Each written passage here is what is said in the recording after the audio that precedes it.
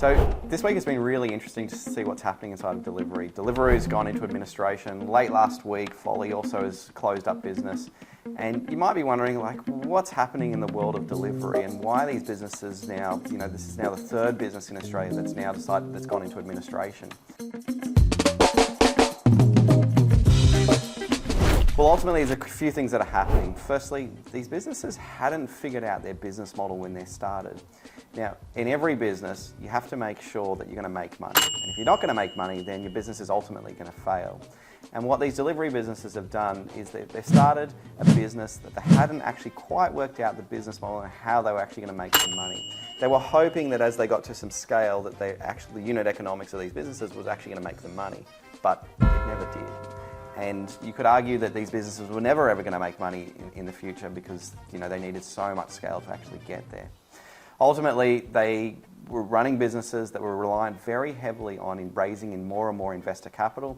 The investment market has really dried up and really making it very challenging for businesses that aren't profitable businesses.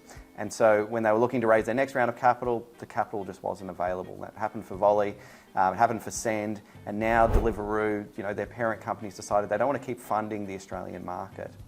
So delivery of food is a really challenging space to be in, and really challenging because it's really difficult for drivers to actually pick up a large number of deliveries. So if you think about your typical courier, a courier is going to go to a customer and they might go to many customers, but they're usually picking up many parcels in one go. And so like in the Zoom to You world, a driver is doing, they'll be accepting many deliveries throughout their day and they'll be having multiple parcels that will be sitting inside of their vehicle. Now this is a key fundamental difference to doing food delivery. Food delivery, drivers picking up 2, maybe maximum 3, but generally it's 1 or 2 parcels or 1 or 2 things of food and they're delivering it directly to that destination. The ability for that driver to actually earn increased revenue is very limited because that food has to be delivered in such a short period of time. The other sort of real disadvantage in delivering restaurant food is that everyone wants their food between 6 and 8 o'clock at night. The majority of the orders, that's where probably 70% of your orders are.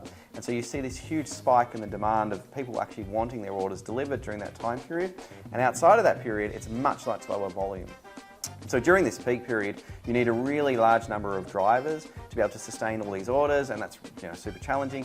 And then that means you only need drivers really for a large number of drivers for that 2-hour period. And so there's no driver that really wants to work for 2 hours. It's very unusual.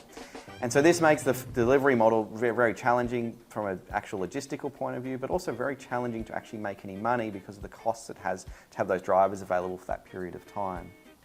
So going back to the Zoom to You model, in the Zoom to You model, a driver can accept many parcels. The driver could be having 80 parcels inside of their vehicle at one time, and each of those parcels they're earning revenue.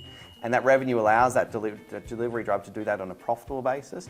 And in our model, where we take a transaction fee for each of the delivery, we make money on doing that as well. So it's very different to doing restaurant delivery. And I think those are 2 real fundamental differences. And the most important thing is thinking about your business model when you're starting your business, is to making sure that you're actually going to have the unit economics of this business is actually going to make sense. So it's an interesting time. I think there's more players that's likely that's not going to be able to make it. You've got companies like Milk Run that are not making money on each individual order. And so we'll see how that play out, whether they're going to be able to turn that into a profitable business model or whether more investors are going to continue to actually put money into that business to keep funding it will be interesting to actually see. But I think the key is for any business, and whether you're in the delivery space or not in the delivery space, is making sure you're making money on every order that you're actually pricing through the system, and that's vital for the success of any particular business.